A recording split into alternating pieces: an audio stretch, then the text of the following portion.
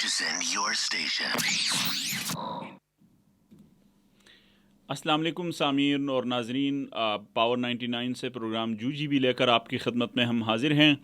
यह प्रोग्राम आपको पता है कि हर जुमरात को 3 से 4 बजे आज आपके लिए लेकर आते हैं। इसमें गिलगित बल्तिस्तान के मुख्तलिफ़ मसाइल पर हम गुफ्तगू करते हैं।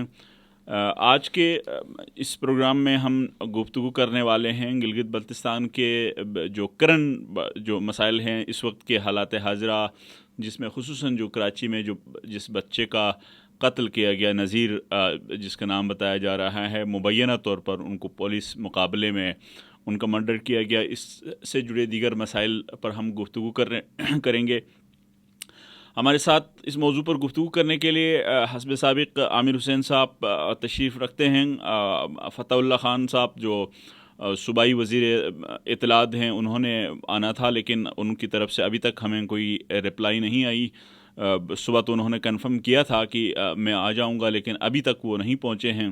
हम उम्मीद करते हैं कि वो आ जाएंगे प्रोग्राम के बीच में, लेकिन अभी तक नहीं पहुंचे। तो इस वजह से हम कुछ, अगर वो आ जाते हैं तो हम उनके सामने भी सवालात रखते हैं कि उन मसाइल का हल गवर्नमेंट क्या सोच रही है, किस तरीके से हल चाहते हैं, या उनकी हुकूमत किस तरीके से हल करना चाहती है।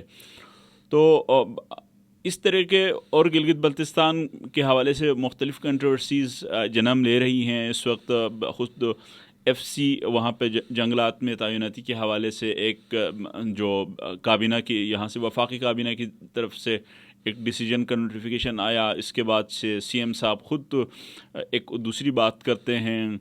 इस तरह के दर्जनों ऐसी मुतज़ाद इतलात हैं। इस तो आवाम सोच रहे हैं कि आखिर मामला जा किधर रहा है। इसी तरीके से गिलगित स्कर्दू रोड का मामला है, उसके जो टनल्स हैं उस पर भी बात होनी है, वो किधर जा रहा है। फ़्लाइट्स के मामले हैं, फ़्लाइट्स की किरायों में कुछ कमी हुई है, लेकिन इसके बावजूद लोगों को रिज़र्वेशन है कि PIA वहाँ के किराए क्या वाक़ई इतने ही कम हैं, और अमूमन कहा जाता है कि वहाँ के जाने के पैसेंजर कम हैं। तो आपने यकीनन अभी रिसेंट डेवलपमेंट देखी, जिसमें एक वाक़या पेश आया कि लंदन के शहर बर्मिंघम से इस्लामाबाद सिर्फ एक पैसेंजर के साथ PIA का तैयारा सफ़र करता है। तो इस तरह के बहुत सारे मसाइल हैं और थे जिन पर हमने गुफ्तगू करनी है। तो आमिर साहब, सबसे पहले हम नज़ीर के मामले से शुरू करते हैं, जिनको मुबैना तौर पर पुलिस मुकाबले में उनका कत्ल किया गया। लवाहिकीन एहतजाज करते रहे। अभी सुना है FIR तो दर्ज हो गई है। तो क्या देखते हैं कि इससे गिलगित बल्तिस्तान के लोगों में जो एहसास अदम तहफ़्फ़ुज़ है वो किस बढ़ रहा है, और उसका नुकसान क्या हो सकता है? बहुत शुक्रिया फ़िदा साहब। ये एक बहुत ही अफसोसनाक वाक़या है।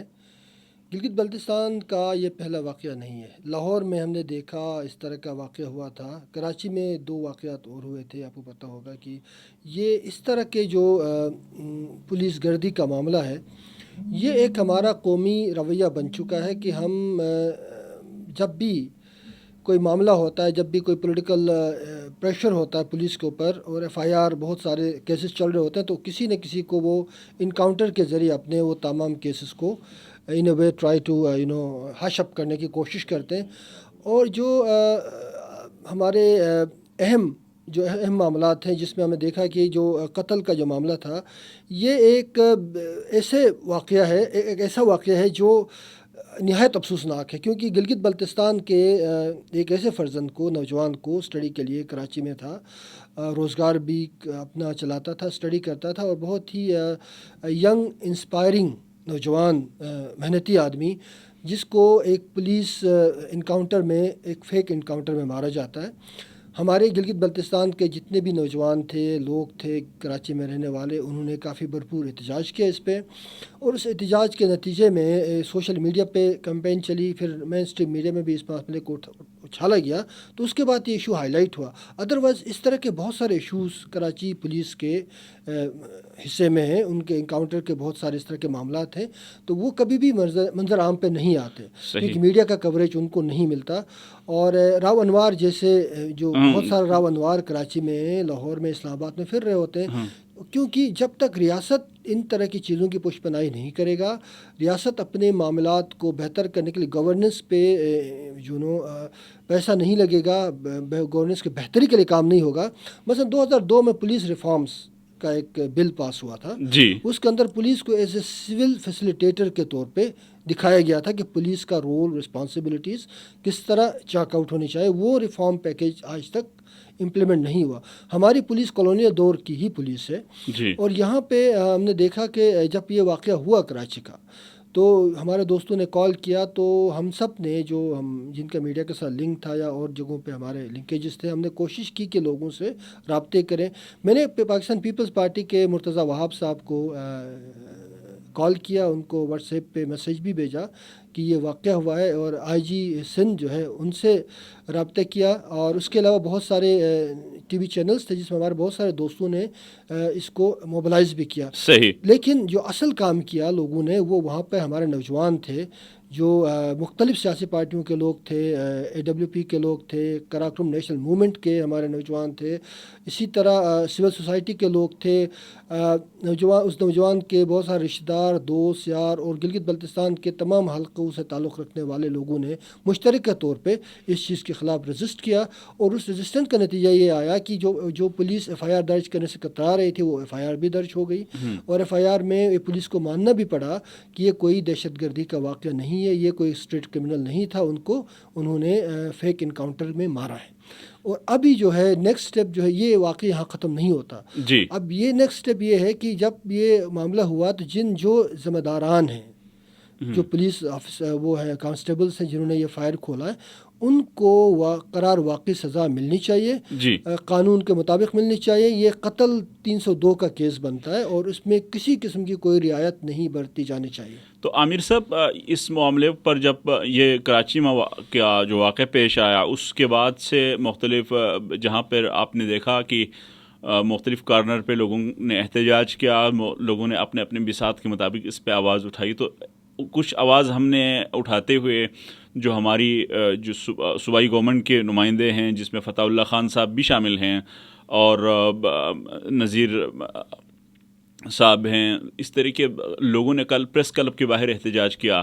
تو مجھے ذاتی طور پر یہ خیال آیا کہ پاکستان تحریک انصاف کی حکومت کیا اس لیے احتجاج کر رہی ہے کہ سندھ میں چونکہ پاکستان پیپلز پارٹی کی حکومت ہے، ورنہ اس سے پہلے بہاولپور میں غالباً کسی ڈاکٹر کو مارا تھا، اس پر صوبائی حکومت نے اس طریقے سے ریئیکٹ نہیں کیا جس طریقے سے ریئیکٹ کرنا چاہیے تھا. یہ دیکھیں ہماری جو سیاسی کلچر ہے نا، یہ بڑا انفارچونیٹ کلچر ہے. ہاں، کراچی میں ٹھیک ہے پولیس گردی کا واقعہ، اسلام آباد میں بھی اسامہ کو مارا گیا جی. اسی واقعے سے 2 دن پہلے کی بات ہے. اسی طرح میلوڈی میں ایک قتل ہوا. بہت سارے جگہوں پہ آج کل جو اسلام آباد میں بھی وہی حالات ہیں جو کراچی کے تھے. جی. تو لیکن کوئٹہ میں سب سے بڑا جو انفارچونیٹ واقعہ ہوا ہے، ہمارے مائنرز کا کانکن جو تھے جن کو لے جا کے قتل کیا گیا، 11 معصوم لوگوں کو. تو اب یہ واقعات پورے ملک میں اس طرح چل رہے ہیں کہ یہ کسی ایک پروونس کا مسئلہ نہیں ہے، یہ اوور آل نیشنل گورننس کا ایشو ہے. تو ٹھیک ہے، پی ٹی آئی اور جو ہمارے لوگ ہیں جیسے فتح اللہ ہیں اور لوگ ہیں، ان کو یہاں آ کے اپنی بات رکھنی چاہیے. ان کو پتہ نہیں بہت بڑا پرابلم ہے. یہ لوگ غالباً گلگت بلتستان کا جو ایشو ہے، اس طرح کے یہ ایک واقعہ ہے، اس کے علاوہ بہت سارے واقعات ہیں جس پہ ابھی آگے بات ہوگی. تو یہاں پہ ایک بحثی موجود ہے، سیاسی بحثی کا کلچر ہے. اور ہمارے یہاں کیونکہ اسٹیٹمین شپ کا کانسیپٹ نہیں ہے، ریاست کے اندر جو بصیرت ہوتی ہے سیاسی، وہ اسٹیٹمین شپ ہوتا ہے، اس کا تصور اس وقت بالکل ناپید ہے. جتنے بھی سیاسی رہنما ہیں وہ جا کے پریس کلب میں احتجاج کرنے کے بجائے مل کے بیٹھیں، لیجسلیشن کریں، بات کریں، اور جو مجرمین ہیں ان کو سزا دینے کے لیے اپنا رول استعمال کریں. چاہے آپ نے آئی جی اسلام آباد چینج کر لیا، لیکن آئی جی چینج کرنے سے پولیس ٹھیک نہیں ہوگی. ہمارا ہمیشہ یہ ہوتا ہے کہ کہیں کوئی مسئلہ ہو تو کسی آفیسر کو آپ نے تبادلہ کر دیا، جی ہم نے ایکشن لے لیا. اس وقت سخت ریفارمز کی ضرورت ہے. اس ریفارمز کے اندر پولیس کی ٹریننگ بڑی امپورٹنٹ ہے. پولیس کو یہ ٹریننگ دینی چاہیے کہ شہریوں کے ساتھ کس طرح انہوں نے برتاؤ کرنا ہے، کیسے انٹریکشن کرنا. دنیا بھر کی پولیس دیکھیں، لندن کی میٹروپولیٹن پولیس ہے، لندن بہت بڑا شہر ہے، وہاں آپ کو کبھی بھی پولیس ایز اے شہری جب آپ کہیں سے گزرتے ہیں تو کبھی بھی اس طرح کا تاثر نہیں ملتا کہ کوئی دہشت گرد. ہمارے یہاں تو پولیس دہشت پھیلاتی ہے نا، دہشت گرد ہی کی طرح کا ایکشن ہے ان کا. تو وہاں پہ آپ کو لگتا ہے کہ پولیس کا جو سول رول ہے وہ بڑا امپورٹنٹ ہوتا ہے، کیونکہ پولیس میرے اور آپ کے ٹیکس کے پیسے پہ پلتی ہے، ہمارے ٹیکس کے پیسے سے پلتی ہے، اور ہم اس کو ایک سول سرونٹ کے طور پہ دیکھتے ہیں. یہ سول سروسز اور سول جو سیکیورٹی ہے اس میں پولیس کی مکمل ایکسپوجر اور ٹریننگ ہونی چاہیے. ان کے جو پیکیجز ہیں ان کو بھی فوکس کیا جانا چاہیے کہ یہ اس طرح کے کرائم میں پولیس ملوث کیوں ہے. اسلام آباد میں جتنے بھی اسٹریٹ کرائمس ہیں اس میں پولیس بھی ملوث ہوتی ہے. ایسا نہیں ہے کہ یہ اسٹریٹ جو کرمنلس ہیں ان کو پکڑنا مشکل ہے. وہی کیا کہتے ہیں جو گھر کا گھر کا پتہ نہیں کیا ہے وہ لنکا ڈائے والی بات ہے. دیکھیں بات یہ ہے کہ یہ جو لنکا ہے نا پولیس کی، اس کو بنیادی طور پہ اس میں دیکھیں یہ ایک بہت ہی خوفناک صورتحال اختیار کر چکی ہے. آپ کو اسلام آباد سیف سٹی کیمراز لگے ہوئے ہیں، پورے اسلام آباد کی مثال ہے، تو یہاں پہ آپ کو کبھی بھی ایسا نظر نہیں آئے گا کہ کسی جگہ پولیس نے کوئی ایکشن کیا ہو. اگر آپ کے ساتھ خدا نہ کرے کوئی ایسا واقعہ ہوتا ہے تو آپ ایک FIR کرا کے بیٹھ جائیں یا ایک میمو رپورٹ بنتی ہے، اس کے بعد پھر بھول جائیں اور نیکسٹ واقعے کا انتظار کریں. نیکسٹ واقعہ ہوگا تو پھر پولیس کوئی ایکشن لے گی. یہاں پر یہ بحثی موجود ہے. تو یہاں پر صرف IGs چینج کرنے سے کام نہیں ہوگا. کراچی ہو، اسلام آباد ہو، گلگت ہو، جہاں بھی ہو، تو آپ نے پولیس ریفارمز کو انٹروڈیوس کرنا ہے. اس ادارے کو پبلک سروس کا ادارہ بنانا ہے. اس کو سیاسی مقاصد کے لیے استعمال نہیں کرنا. پولیس سیاستدانوں کے پروٹوکول کے لیے نہیں ہونی چاہیے، پولیس عوام کی خدمت کے لیے ہوتی ہے. ٹھیک. تو یہ اس وقت جو یہ تو اوورآل ملک کی صورتحال ہو گئی. گلگت بلتستان میں جو پولیس کی جو ٹریننگ کے حوالے سے جو بات کی، کس طریقے سے دیکھتے ہیں؟ کیا وہاں پہ لوگوں میں اسی طریقے کا رویہ پایا جاتا ہے وفاقی دارالحکومت میں یا دوسرے شہروں میں پولیس جس قسم کا رویہ رکھتی ہے، یا ان کا رویہ کچھ آپ کو مختلف لگتا ہے وہاں پر؟ وہ آتا ہوا نظر آ رہا ہے جیسے ہماری سیاسی کلچر ہمارا تبدیل ہو رہا ہے. دیکھیں جو وفاق کا سیاسی کلچر، قومی سیاسی کلچر گلگت بلتستان میں اس دفعہ بری طرح متعارف ہوا ہے. اس سیاسی کلچر کے ساتھ پولیس گردی بھی شامل ہے، پولیس کا پروٹوکول بھی شامل ہے. پولیس کو اینٹی پیپل بنانے میں بھی یہی لوگ کار فرما ہیں. تو گلگت بلتستان کی پولیس بھی پالوٹ ہو رہی ہے اور پوری طرح سے ہو رہی ہے. اور ہم نے بہت سارے واقعات دیکھے ہیں، شہروں کے اندر تشدد کرنا، لوگوں کو ہراس کرنا. گلگت بلتستان کی پولیس نے بھی نوجوانوں کے ساتھ جو جنسی زیادتی کے واقعات ہوئے ہیں پچھلے سال کی بات ہے، تو وہاں بھی وہ کلچر آ گیا ہے کیونکہ یہ پورا نظام گلا سڑا ہوا ہے. یہاں پر پولیس کے اوور آل انسٹیٹیوشن کو آپ بہتر نہیں کریں گے، وہاں پر اکاؤنٹیبلٹی کا میکانزم نہیں لائیں گے، پیشہ ورانہ پولیس بھرتیاں نہیں کریں گے. انڈکشن میں آپ رشوت لے کے لوگوں کو انڈکٹ کریں گے اور ان کو یہ ٹاسک دیں گے کہ آپ خود بھی کمائیں اور ہمیں بھی دیں. SHO کا یہی ہوتا ہے، یہ تھانے کا SHO ہوتا ہے، اس کو ٹارگٹ ملتا ہے کہ بھائی آپ جو ہے اتنا آپ کمائیں روزانہ اور آپ کا ٹارگٹ یہ اور ہمیں بھی کما کے دیں. جب آپ اس طرح کی پولیسنگ کریں گے تو ظاہر بات ہے کبھی بہتری نہیں آئے گی. تو پھر وہ سارا پیسہ کمانے کے لیے جس کو بھی جہاں بھی ملے، جو بھی کمزور ملے، اس بیچارے کو اٹھا کر اس کے ساتھ آپ زیادتی کریں گے، اس کے ساتھ تشدد کریں گے اور انکاؤنٹر بھی کریں گے. تو ان جو تشدد کے واقعات کچھ تو ہم نے دیکھے کہ پچھلے سال جب کورونا کی جو کچھ SOPs گورنمنٹ نے متعارف کرائی اس پر عمل درآمد کرنے کے لیے کہا گیا، لیکن جب وہ عمل درآمد نہیں ہوئے تو کہیں پر کوئی ہوئے گئے تشدد یا اس قسم کی مختلف جو چیزیں ہو گئی، تو اس وقت اس کو سوشل میڈیا نے ہائی لائٹ کیا. تو سوشل میڈیا کے اس ہائی لائٹ کرنے کے بعد کیا آپ سمجھتے ہیں کہ کچھ اس میں ٹھہراؤ آیا یا کوئی فرق نہیں پڑا؟ دیکھیں سوشل میڈیا کا ایک رول ضرور ہے، لیکن اصل رول ہوتا ہے انفورسمنٹ کا. جی. جب آپ کوئی پروٹوکول ڈیفائن کرتے ہیں، حکومت جب بھی کوئی پروٹوکول ڈیفائن کرتی ہے، خاص SOPs کی مثال لیں، تو یہ انفورسیبل تب ہوں گی جب آپ کو لگے گا ایک سیاسی جو لیڈر ہے وہ خود بھی فالو کر رہا ہے، آپ کا پرائم منسٹر فالو کر رہا ہے، آپ کا CM فالو کر رہا ہے، سیاسی نمائندے فالو کر رہے ہیں، اور وہ تمام پبلک فگرز جو ہیں وہ. لیکن سوال جواب میں تو آ گئے نا ان کے یہ رویے آگے ضرور آگے، لیکن اس کا اثر نہیں ہوتا انفارچونیٹلی. اب مجھے دیکھیں، اب ہمیں دیکھیں، پورے پاکستان میں گلگت بلتستان میں جب کرونا چل رہا تھا تو بڑی بڑی سیاسی ریلیاں بھی ہوئی, کسی نے کوئی پروٹوکول فالو نہیں کیا. آج بھی ہم دیکھتے ہیں کہ لوگوں نے اس کو بہت ہی کیجول لیا ہوا ہے. یعنی ایسا لگتا ہے کہ کرونا جس کو ہو جاتا ہے اس کو اندازہ ہوتا ہے کہ کتنا سخت اور ہیبت ناک یہ عمل ہے, لیکن جس کو نہیں ہوتا ہے ہمارے قومی مزاج بن گیا اوپر سے نیچے تک.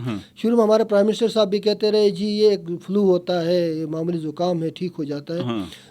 پریزیڈنٹ ٹرمپ بھی یہی کہتے رہے دنیا بھر کا ایک اس طرح کا جو ایک ایٹیچیوڈ ہوتا ہے رائٹ ونگر کا وہ ہمیں نظر آیا. لیکن بات یہ ہے کہ انفورسبلٹی تب ہوگی جب دو طریقے سے ہوتی ہے. ایک ڈنڈے سے آپ انفورس کرتے ہیں, دوسرا موٹیویشن سے کرتے ہیں. موٹیویشن سے تب کرتے ہیں کہ آپ کا سیاسی لیڈر, آپ کے نمائندے, پبلک میں گھومنے والے لوگ, سیلیبریٹیز, عام لوگ سارے موٹیویٹ ہوں, ہاں جی یہ ایک قومی مسئلہ ہے, یہ ہم سب کا ایشو ہے, اس سے ہم نے نکلنا ہے. وہ موٹیویشن جب نہیں ملے گا, اس کی وائلیشن اوپر سے ہوگی تو پھر عام لوگ نہیں فالو کریں گے. ایک چائنیز مشہور کہاوت ہے کہ جو مچھلی جو ہے وہ ہمیشہ سر سے سڑنی شروع ہوتی ہے اوپر سے, جو سر سڑے تو درد جو ہے نا سڑنا شروع ہوتا ہے. ہمارے یہاں سر سے سڑتے سڑتے معاشرے کا درد بھی ابھی سڑنا شروع ہو گیا ہے, اور اس کو کاٹ پھینک کے نیا ریکنسٹرکٹ کرنے کی ضرورت ہے. معاشرے کو ایک ایسا معاشرہ بنائے جو پوری طرح سے ریکنسٹرکٹ ہو, پوری طرح سے اس کی تعمیر نو ہو, تو پھر ہمیں امید ہے کہ بہتر چیزیں ہوں گی. اور تعمیر نو کا عمل صرف لوگوں کے ذریعے ہوگا, سٹیزنز کی پارٹیسپیشن سے ہوگا, نوجوانوں کے خاص کر سیاسی عمل میں آگے آنے سے یہ معاشرے میں تبدیلی کا عمل شروع ہوگا. تو سیاسی عمل میں لوگوں کو بہرحال آگے آنا پڑے گا, اور اسی طرح یہ چیزیں بہتر ہوں گی. اور جو کرونا والا معاملہ ہے اس پہ ہم سب کو تنبیہ کرنا چاہیے کہ یہ بہت سیریس معاملہ ہے. لوگوں کو ذمہ داری کا احساس کرتے ہوئے اپنے ماسک وغیرہ ضرور پہننا چاہیے, کیونکہ میرے نہ پہننے سے آپ کو بھی نقصان ہوتا, آپ کے نہ پہننے سے مجھے بھی نقصان ہوتا. تو یہ صرف ایک انڈیویجول کا معاملہ نہیں, یہ پورے فیملیز کا, پورے معاشرے کا مسئلہ ہے.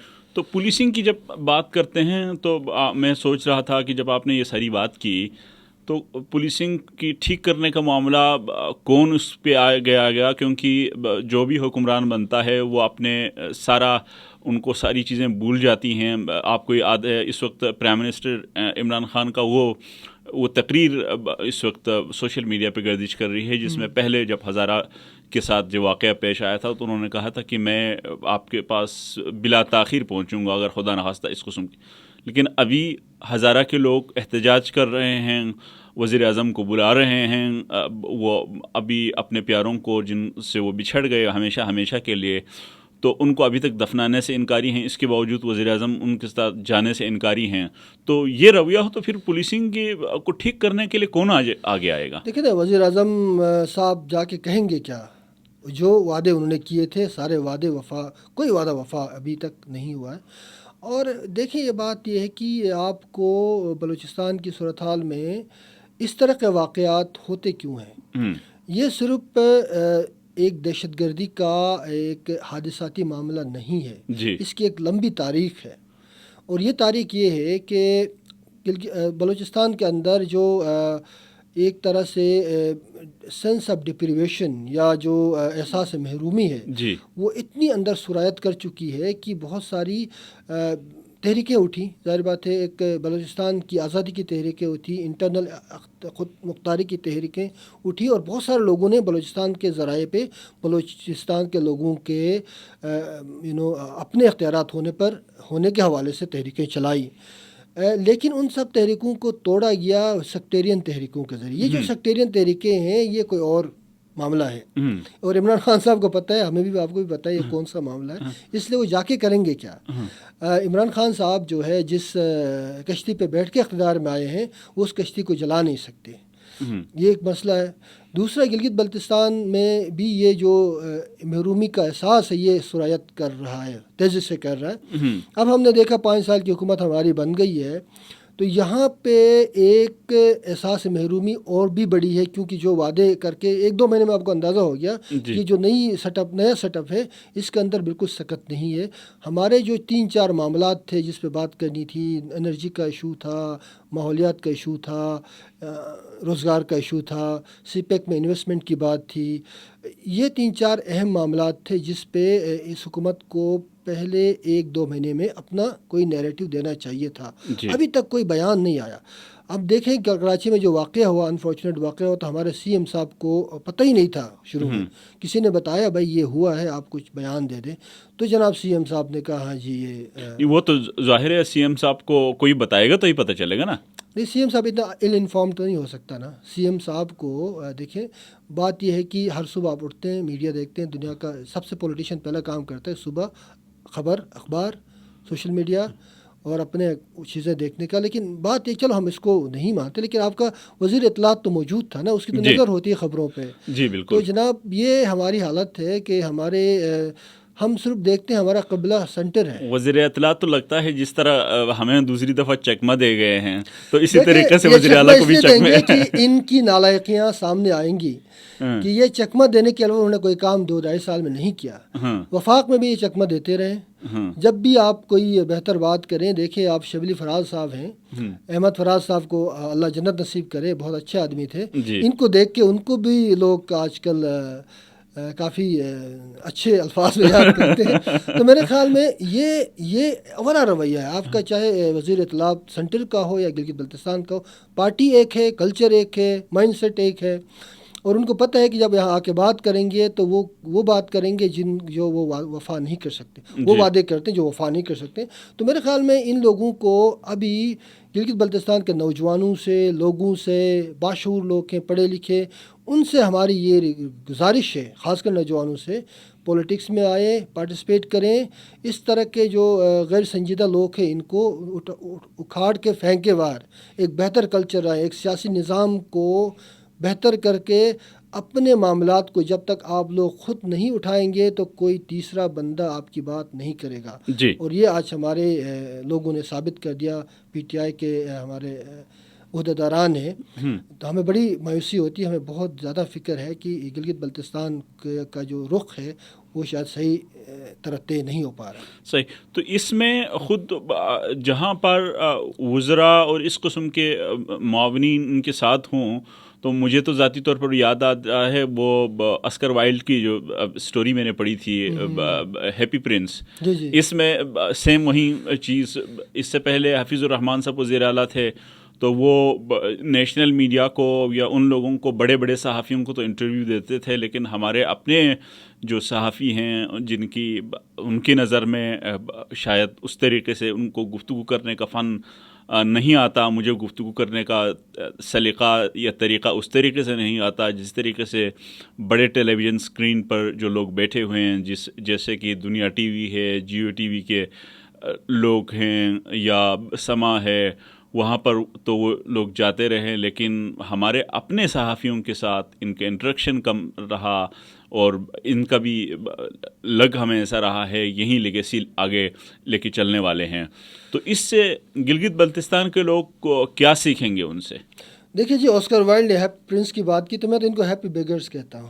یہ سارے خوشحال بھکاری ہیں کیونکہ یہ ایک خوش فہمی میں ہے، کیونکہ ان کا گھر کا بجٹ سے لے کے، گاڑیوں کے فیول سے لے کے، ان کے مراعات سے لے کے تنخواہ سب فیڈریشن سے آتا ہے. نہ آج تک انہوں نے اپنے ریونیو جنریشن پہ کام کیا ہے. 5 سال حفیظ الرحمان رہے نا حکومت میں. 5 سال حفیظ الرحمان نے جو کام کرنے تھے وہ آپ کی ایک کام ایسا بتائیں جو گراؤنڈ بریکنگ ہو، جس نے گلگت بلتستان کی اندرونی معاشی معاملے کو یا جس کو فائنینشیل اٹانومی ہے اس پہ فوکس کیا ہو. یعنی آپ کے پاس ریونیو جنریشن کے 3-4 ایریاز تھے. ٹورزم تھا، ہائیڈرو لیکن پاور. ٹورزم میں کافی بہتری آئی نا سر. ٹورزم میں گلگت بلتستان کی حکومت کو ایک پیسہ نہیں ملا، کوئی ریونیو نہیں ہے.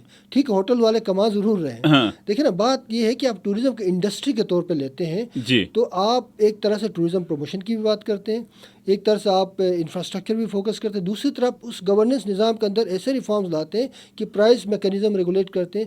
ایک ہوٹل والا 50,000 ایک نائٹ کا کرایہ لیتا ہے، دوسرا والا اسی کے ساتھ کوئی 20,000 لیتا ہے، ایک 5,000 لیتا ہے. یہ اتنا ڈفرینس پرائسز کا اور وہ پرائسز کہاں جا رہے ہیں؟ کیا ہمارے گلگت بلتستان کی انفراسٹرکچر کو، لوکل گورننس کو وہ کنٹریبیوٹ کر رہے ہیں یا کسی کے جیب میں جا رہے ہیں؟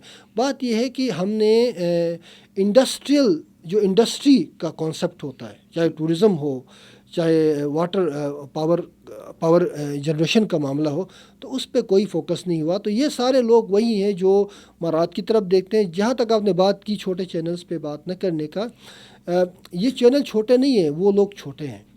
کیونکہ جو اصل میں ایشوز پہ بھی بات کرنے والے چینل ہمارے، کیونکہ میں پی ٹی وی ورلڈ میں بھی پروگرام کرتا ہوں، آپ کو پتہ ہے کہ یہ سچ ٹی وی ان سب میں ہمارا جانا ہوتا ہے، لیکن وہاں پہ جو ایشوز ڈسکس ہوتے ہیں وہ ہمیں اس کی حساسیت کا اندازہ ہوتا ہے. آپ نے کیا بولنا ہے کیا نہیں بولنا ہے، آپ ایک قدغن پہلے سے لگا ہوتا ہے. لیکن یہ جو پلیٹ فارمز ہوتے ہیں یہاں پہ آپ اوپنلی بات کر سکتے ہو، اور سیاسی نمائندوں کے پاس بھی وہ سپیس ہوتا ہے کہ وہ اپنے دل کی بات کہے، لوگوں کے ساتھ انٹریکشن کرے. تو ان کا تو بڑا اچھا پلیٹ فارم ہے. یہ بڑے بیوقوف لوگ ہیں جو اس طرح کے پلیٹ فارم کو مس آؤٹ کرتے ہیں. تو میرے خیال میں اہم پلیٹ فارم وہ نہیں ہے جہاں پر ہم بڑے چینلز میں جا کے بات کرتے. اہم پلیٹ فارم وہ ہے جہاں پہ آپ اپنے معاملے، اپنے ایشوز پہ کھل کے بات کر سکتے ہیں. اور یہ میرے خیال میں ان کو سمجھنا چاہیے، اور یہ ان سب کی بہتری کے لیے کچھ سبق سیکھے. ایون بلاول سے، مریم نواز سے، انہوں نے جا کے گلگت میں بہرحال تمام صحافیوں سے بات کی، میڈیا پہ اپیئر بھی ہوئے، انٹرویو بھی دیا. کیونکہ پولیٹیشین کے دل میں ایک بات ہوتی ہے کہ وہ اس کی بات عوام تک پہنچے. اور یہ پولیٹکس کا ایک طریقہ ہوتا ہے. یہ تو پولیٹیشینز بھی نہیں ہے، یہ تو ایک مخلوق ہے بیچ میں. ان کو پتہ ہے کہ عوام کے ساتھ ان کا رابطہ کاری کا کوئی طریقہ کار موجود نہیں ہے. اچھا عامر صاحب، یہاں پہ ایک کمنٹ ہم شامل کرتے ہیں. سعید ناصر اسدی نے، سید ناصر سیدی، ہاں، انہوں نے لکھا ہے کہ پاکستان میں پولیس کے ذریعے ہی معاشرے میں جرائم ہو رہی ہے. ایک عام فرد جرم کرنے سے ڈرتا ہے، جب اس فرد کا پیچھے کوئی بڑا ہاتھ ہو تو وہ فرد جرم کرنے کا سبب بنتا ہے. انہوں نے مزید لکھا ہے کہ جدید دور کے تقاضوں کو مد نظر رکھتے ہوئے پاکستان کے لیے نیا آئین بنانا چاہیے، اور جو فرد چاہے کتنا ہی بڑے عہدے کا ہو قانون کے مطابق سزا دینی چاہیں، اور سب سے بڑھ کر عدالتی نظام کو تبدیل کرنا چاہیے. یہ سعید ناصر جی ناصر صاحب جو ہے وہ ان کی بالکل، میں ان کے اس بات سے متفق ہوں کہ دیکھیں یہاں پر جب تک انصاف کا نظام میں وہ سکت نہیں ہوگی، جب وہ نظر نہیں آئے گی کہ انصاف سب کے لیے ہے، تو پھر میرے خیال میں یہاں پر بہتری نہیں آ سکتی.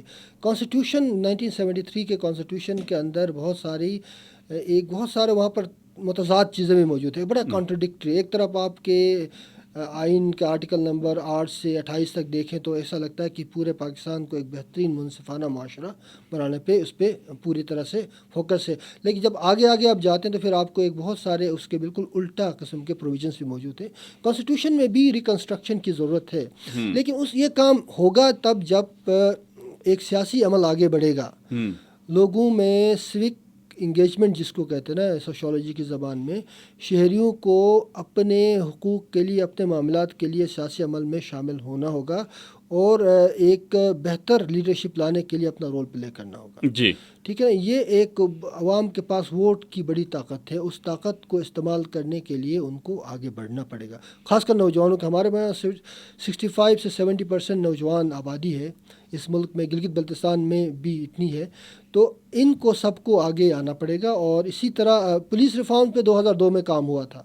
2002 میں پورے پولیس ریفارم کا ایک پیکیج بنا ہوا ہے، اس کو ہی عمل کرے نا ایز اٹ از، اس پہ عمل درآمد کرائے تو میرے خیال میں پولیس میں بہت بہتری آ سکتی ہے اس ادارے میں.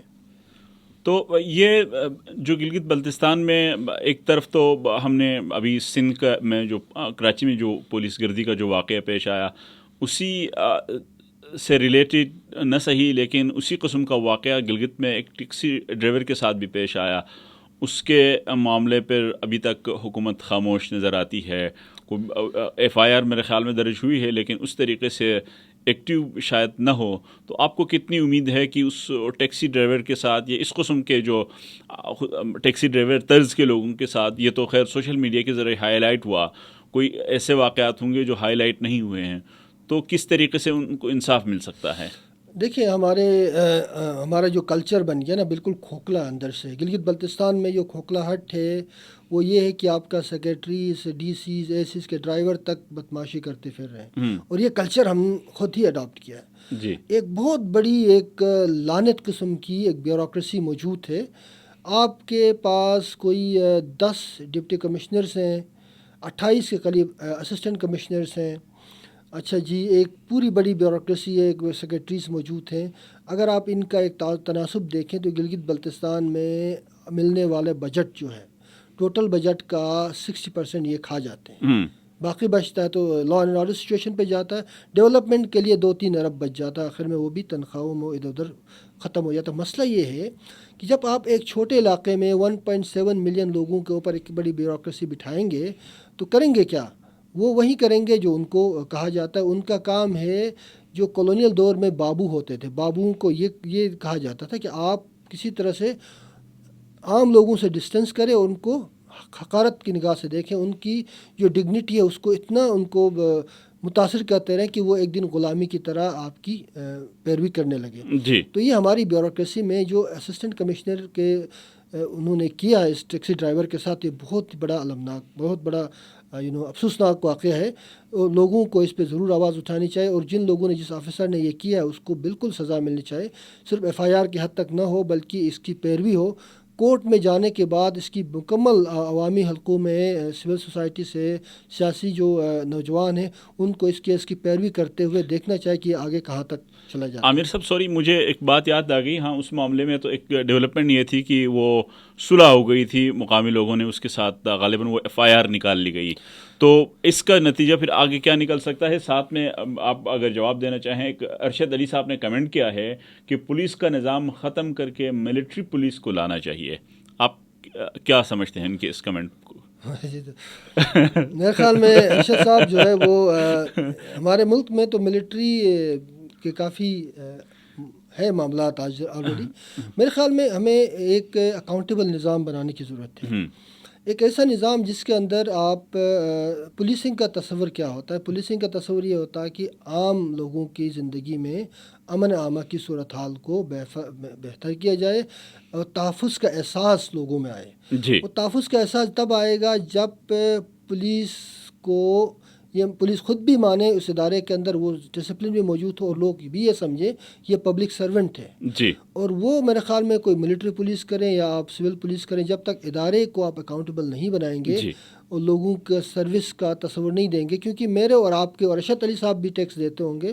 اگر ڈائریکٹ نہیں دیتے تو وہ جو بھی چیز خریدتے ہیں اس پہ وہ ٹیکس ضرور لگتا ہے. چاہے ماچس کی ڈبی خریدے اس پہ بھی GST لگتا ہے. تو ان کے اسی ٹیکس کے پیسے سے پولیس پلتی ہے، ملٹری بھی پلتی ہے.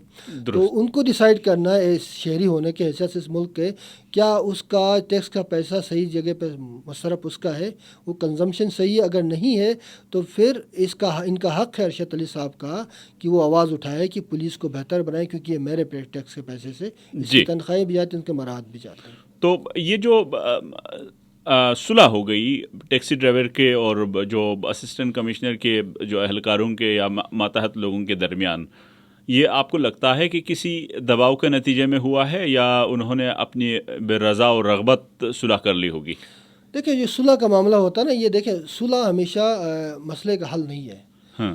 آپ مجھے تھپڑ ماریں گے اور کوئی بندہ آ کے صلح کرائے گا تو، لیکن اوفینس جس نے کیا ہے اس کو اس کی سزا ملنی چاہیے. جی. یہیں سے قانون عمل ہوتا ہے. سول لا کیا کرے؟ سول لا یہ کہتا ہے کہ ہر جرم کا ایک سزا مقرر ہے. جی. اس کی انٹینسٹی، اس کی شدت، اس کے اسکیل اور اس کی ڈگری کے حوالے سے. جی. اگر کوئی انسان اگر کسی دوسرے کا قتل کرتا ہے اور تیسرا فریق آ کے اس کو صلح کراتا ہے تو جو قاتل ہے وہ بچ گیا، کل وہ 2 قتل اور کرے گا. اس کو پتہ ہے کہ وہ صلح ہونے والا ہے. اسی طرح جو جن اہلکاروں نے اس ٹیکسی ڈرائیور کو مارا ہے وہ کل 4 کو اور ماریں گے اور زیادہ ماریں گے. ان کو پتہ ہے کہ الٹیمیٹلی صلح ہونا ہے. تو جو صلح کا تصور ہے نا، وہ انصاف دیے بغیر صلح نہیں ہو سکتا. یعنی یہ نہیں ہو سکتا کہ بھیا بس اس کو رفع دفع کر لو. اور یہ رفع دفع کا معاملہ یہ ہوتا کہ جو پاورفل ہے وہ بچ جاتا ہے، جو غریب ہے وہ تو پٹ گیا. ٹیکسی ڈرائیور کو سزا، وہ پٹ بھی گیا، اس کو عزت سے گزرنا پڑا. اس کو جو ذہنی کوفت ہوئی اس کا اندازہ کوئی ایسی تو نہیں لگا سکتا. لیکن بہرحال یہ ہے کہ صلح ایک طریقہ ضرور ہے، لیکن صلح سے قانون کے تقاضے پورے نہیں ہوتے. وہ احساس شرمندگی جو وہ اس کا صلح کوئی نہیں ہے نا. دیکھیں، کوئی مجھے قتل کرے اور کہے کہ بھائی میں آپ کی فیملی سے صلح کروں گا قتل کرنے کے بعد، تو یہ تو حل نہیں ہے. مطلب یہ تو آپ کا انٹینشن ہے. انٹینٹ جو ہے نا، انٹینٹ رہتا ہے. انٹینٹ صلح سے ختم نہیں ہوتا. کرمنل مائنڈ سیٹ صلح سے ختم نہیں ہوتا. اس کے لیے آپ کو جزا و سزا کا تصور موجود ہے، اس کو امپلیمنٹ کرانے سے وہ معاملات ٹھیک ہوتے ہیں. تو یہ ہمارے وہ لوگ جو صلح کے لیے آگے آتے ہیں یا بیچ میں جو کردار ادا کرتے ہیں صلح کے لیے، ان لوگوں کو کون مائل کرتا ہے؟ کیا وہیں جو بڑے عہدوں پر جو لوگ فائز لوگ ہیں وہ ہے، یا ہمارا معاشرہ ہے، ہمارا رویہ ہے کہ بھائی ہم اس کو مزید آگے نہ بڑھیں؟ دیکھیں جی، ہمارے یہاں قانون کی بالادستی کا تصور ابھی تک ہمارے معاشرے میں پوری طرح سے پینیٹریٹ نہیں کر چکا ہے. قانون کی بالادستی سے مراد یہ ہے کہ ہر مسئلے کے اوپر ایک قانونی راستہ موجود ہے. جی ٹھیک ہے، اور اس کا نالج یا اس کا علم ہر عام شہری کو ہونا چاہیے. دنیا میں جہاں مہذب معاشرے ہوتے ہیں وہاں پہ ہر شہری کو اپنے قانونی فرائض اور قانونی حقوق دونوں کا پتہ ہوتا ہے. جی، جب دونوں کا پتہ ہو تو پھر آپ کو پتہ ہے کہ آپ نے معاشرے کے اندر کس طرح کا بیہیویئر رکھنا ہے. جی، آپ نے لوگوں سے کیسی بات کرنی ہے، آپ نے تشدد کیوں نہیں کرنا. تشدد کریں گے تو آپ کو پتہ ہے کہ آپ کے اوپر ایک قانون موجود ہے جو آپ کے سر پہ منڈلا رہا ہے. تو معاشرے کے اندر ایک نظم و ضبط اور ضابطہ قائم رہتا ہے. جب آپ کو پتہ ہے کہ نہیں جی یہ ساری چیزیں تو فلاڈ ہیں، میں اپنے پاور سے، انفلوئنس سے یا کسی طریقے سے صلح کرا کے بچا نکلوں گا یا نکلوں گی، تو پھر اس سے قانون مر جاتا ہے اور جسٹس سسٹم. صلح ہمارے معاشرے میں عموماً اچھی ایک علامت سمجھی جاتی ہے. جی، لیکن صلح سے اچھا کام قانون کا اور عدل کے انصاف کو قائم کرنا ہے. جی، تو یہ ایک قول بھی ہے کہ اگر عدل جس معاشرے میں قائم ہوگا وہ معاشرہ قائم رہے گا. معاشرے صلح سے قائم نہیں رہتے. صحیح. تو یہ جو پولیسنگ کا معاملہ جس پہ سارے ہماری گفتگو کا محور آج ہمارا اسی پر چل رہا ہے، تو اس پہ جب بھی ہم پولیس سے بات کرتے ہیں تو پولیس میں میں نے خود بھی نوٹ کیا ہے کہ ایک رونق سا، ایک تکبر سا وہ ان کے لہجے میں یا ان کے انداز میں پایا جاتا ہے. یہ رونق آخر کیوں ہے؟ کہ کیا یہ سیاسی کلچر کا نتیجہ ہے، یا پیچھے جو ہمارا معاشرتی سٹرکچر بھی اس طرح سے ہے؟ خالی سیاست کے علاوہ بھی دیگر آپ کو اس میں کوئی کار فرما عوامل نظر آتے ہیں؟ دیکھیں اس میں دو چیزیں. ایک تو لوگ کہتے ہیں نا کہ پاور کرپٹس، یعنی ایبسلوٹ پاور کرپٹس ایبسلوٹلی. یہ ایک پرانا ایک مقولہ ہے، لیکن یہ ٹھیک نہیں ہے. لیک آف پاور کرپٹ کرتا ہے. یعنی پاور سے زیادہ لیک آف پاور، یعنی پولیس کے پاس جو ہمیں لگتا ہے پاور ہے لیکن وہ بڑی ڈس امپاورڈ فورس ہے. پولیس کوئی منسٹر آئے تو سارے بھاگ کے ادھر جائیں گے. ہوم منسٹر سے کوئی کال آئے تو بیچارے سارے. ابھی آپ کا آئی جے اسلام آباد چینج ہوا ایک نوٹس پہ. ٹھیک ہے، یہ ایک لیک آف پاور ہے، ڈس امپاورڈ پولیس ہے. تو یہ جو رونیت کا ہے، یہ ایروگنس ہے، یہ بنیادی طور پہ ایک اندر کا جو خلا ہے، اندر کا ہمارا ایک خلا ہوتا ہے، اس کی ایک نمائندہ ہے، یعنی اس کی ایک ریپرزنٹیشن ہے. جس شخص کے اندر خلا ہوگا وہ کبھی انکسار نہیں ہو سکتا. جس شخص کے اندر ایک اندر منافقت ہوگی وہ کبھی بھی انکساری کے ساتھ پیش نہیں آئے گا یا نہیں آئے گی. تو یہ جو اندر کی خلا ہے وہ ظاہر ہوتی ہے اس رونت سے، اس ایروگنس سے، اس مغرور چہرے سے.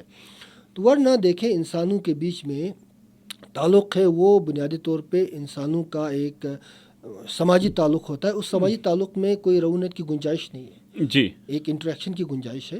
لیکن جو ادارے بنائے گئے ہیں وہ ادارے اس لیے بنائے گئے ہیں کہ وہ عوام کی خدمت کریں. تو عوام کی خدمت کرنے والا خود ہی ایروگنٹ ہو اور وہ عوام کی طرف ایک حقارت کی نگاہ سے دیکھے تو اس سے یہ پتہ چلتا ہے کہ آپ کی سیاسی اور سماجی کلچر اور آپ کا اخلاقی نظام اتنا بوسیدہ ہو چکا ہے کہ یہاں پر کسی بڑے اقدار اور بڑے تہذیب کے ابھرنے کی گنجائش باقی نہیں رہتی. تو جب ہم اخلاقی پہلوؤں کی بات کرتے ہیں تو پھر اخلاقی پہلوؤں کے ضمن میں کیا صرف پولیس پر انگلی اٹھانا زیادتی نہیں ہوگی؟ بحیثیت شہری میں اور آپ بھی جب پولیس سے ہمارا سامنا ہوتا ہے تو ہم بھی اس طریقے سے ریئیکٹ نہیں کرتے ہیں جس طریقے سے وہ وردی میں نہ ہو، یا جن کو ہم عام طور پر عام مارکیٹ میں کسی سے ملتے ہیں، تو ہمارا رویہ بھی تو ٹھیک نہیں ہوتا ہے نا. نہیں ظاہر ہے یہ ٹریننگ ہے نا، یہ ہمارا ایک کولونیل مائنڈ سیٹ ہے.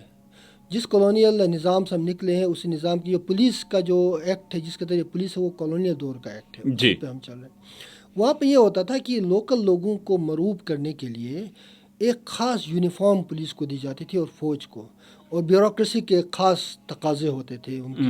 تو ان کو یہ سمجھایا اور بجھایا جاتا تھا کہ لوکل لوگوں کو آپ نے غلام کی طرح دیکھنا ہے تاکہ ان پہ کالونیل دور کا تسلط قائم رہے اور یہاں کے ریسورسز کو ایکسپلائٹ کر سکیں. وہ سارا کلچر روب دبدبہ قائم رہے.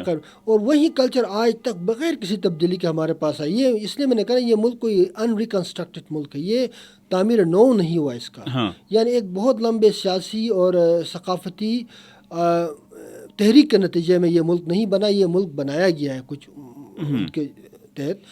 بہرحال اس کے بہت ایک ہسٹری میں نہیں جاؤں گا, لیکن آج ہمیں یہ دیکھنا ہے کہ یہ ملک جب ہے تو اس میں گنجائش موجود ہے کہ یہاں کے پولیس کے نظام کو, یہاں کے اور اداروں کو بہتر بنایا جائے. ورنہ یہاں پہ جو ایک گیپ آیا ہے, دیکھیں میں اور آپ جب کوئی بھی عام آدمی پولیس کی طرف دیکھتا ہے تو اس کے ذہن میں ایک خوف آتا ہے, یہ خوف بٹھایا گیا ہے. اس لیے جب ہم جمہوری نظام کی بات اس لیے کرتے ہیں نا, جمہوری نظام جب مضبوط ہوگا, لوگوں کو اپنے پاور کا احساس ہوگا تو پھر وہ ڈر اور خوف نکل جائے گا. لیکن جب ہم جمہوری نظام کو چلنے نہیں دیں گے, اس کو مضبوط کرنے نہیں دیں گے, تو یہ خوف کا کلچر ہمیشہ سے رہا ہے اور رہے گا. اور اس خوف کے کلچر سے نکلنے کا واحد طریقہ ہے کہ لوگوں کو سیاسی نظام کے اندر آ کے پارٹیسپیٹ کر کے اس کلچر کو بدلنا ہوگا. تو یہ طریقہ ہی ہے. تو یہ جب بھی اس قسم کے جب انتخابات ہوئے حالیہ, مثلا گلگت بلتستان میں جب انتخابات ہوئے, تو اس دفعہ پچھلی دفعہ کی طرح ہر دفعہ یا آپ کی برادری استعمال ہوتی ہے یا آپ کا مسلک استعمال ہوتا ہے کہ آپ کون سے مسلک سے ہیں, آپ اہل تشیع ہیں, اسماعیلی ہیں, نوربخشی ہیں, سنی ہیں, وہابی ہیں. تو جب ہم اس میں سے نکلنے کے لیے تیار نہیں ہے تو کیسے اس قسم کی بہتری کی ہم ان سے توقع کر سکتے ہیں یا اپنے نمائندوں سے؟ دیکھیں جی, یہ سارے اسی کارڈ کو استعمال کر کے ہی سیاست میں آئے. ابھی پچھلے الیکشن کی مثال لیں, بہت سارے لوگ بظاہر انقلابی لگ رہے تھے, لیکن انہوں نے اندر کی کہانی یہ ہے کہ انہوں نے اپنے اپنے کانسٹیچوئنسیز میں سیکٹیرین کارڈ کو استعمال کیا ہے. چاہے پاکستان پیپلز پارٹی ہو, چاہے پی ٹی آئی, تو کرتے پی ٹی آئی کا تو طریقہ کار ہی یہی ہے آج کل, چاہے مسلم لیگ ہو, سب نے مذہبی اور سیکٹیرین کارڈ کا استعمال کیا ہے.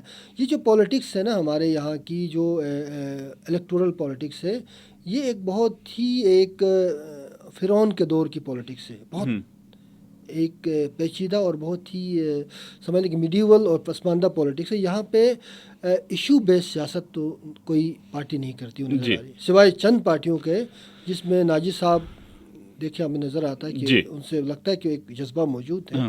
اسی طرح AWP کے کچھ نوجوان ہیں, انہوں نے کافی اچھی طرح سے سیاست میں ایشو بیس پولیٹکس پہ کام, وہ نظر آئے کہ وہ بات کرتے ہوئے. باقی جو مین اسٹریم پارٹیز آپ نے دیکھا کہ وہ تو سارے وہی ہیں, وہ سب نے. ناجی صاحب کا تو آج بھی مثلا کل انہوں نے ہمیں وقت دیا تھا لیکن آج وہ نہیں آ سکتے تھے, تو انہوں نے وقت پہ آگاہ کر دیا کہ میں نہیں آ سکتا. میرے خیال کوئی میٹنگ تھی پی ایم ہاؤس میں, تو وہ ٹھیک ہے, مطلب وہ اس طرح ہوتا ہے. لیکن آپ ایٹ لیسٹ آپ آگاہ تو کرتے نا, آپ جن سے آپ کا رابطہ ہے, کمٹمنٹ ہے, وہ ظاہر ہے انسان ہے, آپ کو کوئی وہ پیش آ سکتی ہے. یہ اخلاقی جرات ہوتی ہے نا جی, یہ اخلاقی جرات ہر کسی میں نہیں ہوتی ہے. مسئلہ یہ کہ بعض لوگ اخلاقی بنیادوں پہ, اس لیے کہتے ہیں ایتھکس پولیٹکس کی بنیاد ہے. ارسطوٹل نے بھی کہا تھا کہ جب تک جس پولیٹکس میں ایتھکس ختم ہو جائے وہاں فرعونیت رہ جاتی ہے. اور ہماری پولیٹکس فرعونیت والی ہے. جن لوگوں نے اس نظام کے اندر آ کے پولیٹکس کی ہے, انہوں نے کبھی بھی عام لوگوں کی پولیٹکس نہیں کی, انہوں نے مذہبی پولیٹکس کی ہے, اور کارڈ استعمال کیے ہیں, سیکٹیرین, ٹرائبل. تو یہ اس طرح کی پولیٹکس کے اندر ایک بہتری کی کبھی گنجائش آپ کو نظر نہیں آئی. تو ویسے فتح اللہ خان صاحب آج نہیں آئے, پچھلے ہفتے بھی انہوں نے ہم سے وعدہ کیا تھا لیکن نہیں آئے. آج تو ظاہر ہے ان کی میٹنگ ہو سکتی ہے اہم ہو, ہمیں ان سے یہ گلا تو ہے کہ وہ انہوں نے ہمیں آگاہ نہیں کیا, یہ گلا اپنی جگہ پر. لیکن وہ چونکہ ان کی منسٹری انفارمیشن منسٹری ہے, تو انفارمیشن کا تعلق ٹیکنالوجی سے ہے. ٹیکنالوجی کی جب بات کریں تو جو اس وقت جو انفارمیشن کے لیے ٹیکنالوجی کی ضرورت ہے دیگر علاقوں کی طرح گلگت بلتستان میں, وہاں پر لوگ بڑی شکایت کرتے ہوئے نظر آتے ہیں. آپ کیا سمجھتے ہیں کہ ان کی شکایت کس حد تک حق بجانب ہے؟ دیکھیں آج فتح اللہ آپ کے پروگرام میں نہیں آیا, لیکن ایک سال کے بعد عوام کے اندر جانے کے قابل بھی نہیں رہیں گے. میں آج بیٹھ کے آپ کو یہی کہتا ہوں کہ جو ایشوز کا انبار موجود ہے نا, یہ اس طرح کے لوگوں سے نہیں چل سکتا. یہ جس طرح کی جو سیاسی نمائندگی ہے, قیادت ہے, ہماری بڑی بدقسمتی ہے. لوگوں نے ووٹ دیا, میں لوگوں کو کچھ نہیں کہتا, لوگوں کا رائٹ ہے, لیکن جس طرح سے مینیپولیشن کے بعد یہ نظام بنا ہے، جو سیٹ اپ بنا ہے، اس میں تو کوئی خیر کی گنجائش باقی نہیں رہتی۔ البتہ یہ بات ضرور ہے کہ یہاں پر انفارمیشن منسٹر کو یہ پتہ ہونا چاہیے کہ ڈیجیٹل رائٹس کا اس وقت گلگت بلتستان میں بڑی تحریک چل رہی ہے۔ یہاں پہ عام آدمی کو ڈیجیٹل ایکسیس کو امپروو کرنے کے لیے ان کو کام کرنا پڑے گا، اور جو انٹرنیٹ کنیکٹیویٹی ہے اکراس دا جی بی، اس کو انشور کرنا پڑے گا۔ اس کے لیے ظاہر بات ہے آپ کو ریڈیکل سٹیپس لینے پڑیں گے۔ یہ اگر یہ کر سکتے ہیں تو ہماری خواہش ہے کہ یہ کر پائیں، ہمارا سپورٹ حاصل ہے۔ لیکن جو رویے ہیں سیاسی نظام میں، پچھلے 1 مہینے میں میں نے دیکھا ہے، آپ سب نے دیکھا ہے کہ یہاں پہ ایشو پہ اس وقت تک کوئی کسی ایک گلگت بلتستان کے کی ایشو پہ فوکس نہیں ہوا۔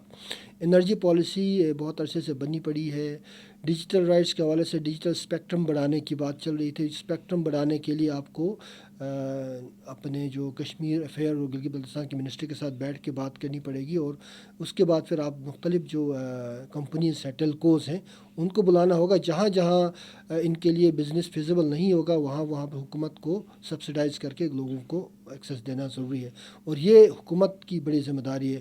آٹا ایک سبسڈی کا کام نہیں چلے گا، اب لوگوں کو ابھی ڈیجیٹل ایکسیس کی بھی بات کرنی چاہیے۔ جب تک آپ وہاں ریونیو جنریشن پہ فوکس نہیں کرتے as a ruling party, as a حکومت، وہاں پر جب تک 3 ذریعے سے، مطلب مائننگ سے، ٹورزم سے، پاور جنریشن سے، یہ جو بڑے پوٹینشیل ہے، یہاں سے جب تک آپ ریونیو جنریٹ نہیں کریں گے تب تک آپ سبسڈی دیتے رہیں گے، یہ آپ کی ذمہ داری ہے۔ نہیں دیں گے تو پھر لوگ سڑکوں پہ آئیں گے۔ اچھا، سعید ناصر سعیدی نے سوال آپ کے لیے کیا ہے سر، کہ وہ یہ ہے کہ پاکستان میں قانون تو موجود ہے لیکن قانون پر عمل درآمد کوئی نہیں کرتا، اس کا قصوروار کون ہے؟ شہری، قانون نافذ کرنے والا ادارہ؟ اس میں سے آپ سے سوال کیا گیا ہے۔ جی، اس میں دیکھیں، سب سے پہلے تو یہ ہے کہ قانون پہ عمل تب ہوگا جب قانون توڑنے والے کو یہ احساس ہوگا کہ کل اس کی اکاؤنٹیبلٹی ہوگی۔ تو یہ ذمہ داری کس کی ہے؟ یہ ذمہ داری ریاست کی بھی ہے، قانون نافذ کرنے والے اداروں کی بھی ہے، یہ ذمہ داری اس سیاسی کلچر کی ہے جو ہم نے پچھلے 73 سالوں میں پروموٹ کیا ہے۔ یعنی ہم نے چیزوں کو انڈر کارپیٹ کرنے کے، چھپانے کو ترجیح دی ہے، چیزوں کو کا انکشاف ہم نہیں کرتے، کنفیشن کا کلچر ختم ہو گیا۔ اب ہم یہ کہتے ہیں کہ اس کی ذمہ داری شہریوں پہ بھی ہے، ایسے شہری جو باشعور ہیں، جو قانون کو سمجھتے ہیں، اور جہاں جہاں زیادتی ہو۔ ایک بڑا مشہور وہ ہے کہ جب آپ دنیا میں اگر آپ زیادتی کو دیکھ کے منہ پھیر لیتے ہیں، کہیں دیکھتے تو آپ ظالم کے ساتھ ہوتے ہیں، اگر زیادتی پہ آواز اٹھاتے ہیں تو پھر مظلوم کے ساتھ ہیں۔ تو ہمارا رویہ بنا ہے کہ ہم جہاں ظلم ہوتے دیکھتے ہیں، کسی کو پٹتا ہوا دیکھتے ہیں، کوئی قتل ہو رہا تو ہم منہ پھیر کے چلے جاتے ہیں۔ یہ عوام کا بھی، شہریوں کا بھی یہ ایک ایٹیچیوڈ بن چکا ہے۔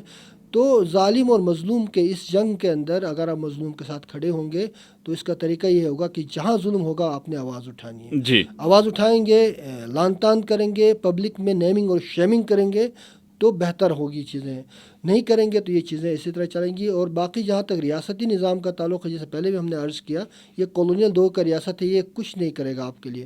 قانون نافذ کرنے والے ادارے عوامی محرومیوں پہ اور عوامی انسلیومنٹ پہ رول کرتے ہیں، ان میں کوئی انسانیت نہیں ہے، کیونکہ ان کی اکاؤنٹیبلٹی کوئی نہیں ہے۔ تو یہ سب نے مل کے، ناصر صاحب جیسے اور لوگ ہیں، نوجوان ہیں، ارشد صاحب جیسے، ان سب کو اس عمل میں، سیاسی عمل میں آگے آنا پڑے گا، پارٹیسپیشن کرنی پڑے گی، اور نظام کو چینج کرنے کے لیے اپنا کنٹریبیوشن دینا ہوگا۔ عامر صاحب، آپ نے جب جو عام شہریوں کی مظلوم کے ساتھ دینے کے حوالے سے بات کی تو مجھے ایک بات یاد آ گئی، میں وہ بھی ناصر صاحب جیسے لوگوں کے لیے میں شیئر کرنا چاہوں گا۔ وہ یہ کہ گزشتہ مہینے میں تقریباً ایک ٹریننگ میں تھے ہم، تو وہاں پر وجاہت مسعود صاحب ہمیں ٹریننگ دے رہے تھے۔ وہاں پہ وجاہت مسعود صاحب نے ایک کہانی بتائی، وہ یہاں پہ میرا خیال ہے کہ بتانا زیادہ ضروری وہ یہ ہے کہ ایک دفعہ جیل سے مختلف خطوط آئے تھے HRCP کو، جو انسانی حقوق کمیشن آف پاکستان ہے، اس کو مختلف خطوط موصول ہوئے اس جیل میں ان سے زیادتی کی شکایت کے اوپر۔ ان خطوط میں سے ایک خط تھا مولانا اعظم طارق کی طرف سے، جس میں انہوں نے شکایت کی تھی کہ پولیس والے جیل میں ان کے ساتھ بہت ہی زیادتی کر رہے ہیں۔ تو ظاہر میٹنگ میں بات چلی تو سوال اٹھنے لگا کہ مولانا اعظم طارق، چونکہ مولانا اعظم طارق کا ایک ان کی آئیڈیالوجی جو ہے ڈفرینٹ ہے، وہ سخت گیر ان کا اپنا وہ ہے، تو اس وجہ سے سوال اٹھنے لگا کہ مولانا اعظم طارق کے لیے آواز اٹھانی چاہیے یا نہیں اٹھانی چاہیے۔ اتنے میں جب یہ سوال اٹھنے ہی لگا تھا، کہتے ہیں محترمہ آسمہ جہانگیر صاحبہ جو انتقال کر گئی، کیونکہ وہ ان کی بانی ممبر میں سے بھی تھیں، تو آسمہ جہانگیر صاحبہ نے یہ کہا کہ یہ سوال یہاں پہ کیوں اٹھا کہ ہمارے لیے جب زیادتی کا جو شکار ہے، مظلوم ہے، کیا فرق پڑتا ہے کہ اعظم طارق ہے یا کوئی اور ہے؟ تو یہ ایک تصور موجود ہے جس کے اندر مظلوم آپ کا ہو سکتا ہے، مظلوم کے ساتھ آپ کے اپنے اختلافات ہوں، آپ کے اپنی دشمنی ہو، آپ کے اپنے جائیداد کے تنازع ہوں، تو اس قسم کے تنازعوں میں جب آپ مظلوم جس بھی طبقے سے تعلق رکھنے والا ہے، خواہ آپ کا مسلک سے تعلق رکھتے ہوں یا نہ رکھتے ہوں، یہ میرے خیال میں مجھے یہ واقعہ یاد آ گیا کہ یہ بتانا۔ دیکھیں ظلم اور جو ہے بربریت ہے جو کسی کے ساتھ بھی ہو وہ روا نہیں رکھنی چاہیے، اور اس لیے ہم کہتے ہیں کہ جب انصاف کا تقاضا ہی یہ ہے کہ نسل، رنگ، کلچر، طبقے سے بالا ہو کے کسی انسان کا جو بھی ظلم ہوتا ہے تو اس پہ آواز اٹھائیں گے تو ایک بہتر شہری معاشرہ قائم ہوگا، اور ایک محتاط اور بہتر شہری معاشرے کے اندر پھر کسی کو ظلم کرنے کی جرأت نہیں ہوگی۔ صحیح۔ اور یہ جرأت تب پیدا ہوتی ہے جب ہم ان چیزوں پہ کمپرومائز کرنا شروع کرتے ہیں، جب ہم ان کو لیٹ گو کرتے ہیں، درگزر کرتے ہیں۔ درگزر نہیں کرنا چاہیے، اس میں احتساب کا عمل اسٹرانگ ہونا چاہیے۔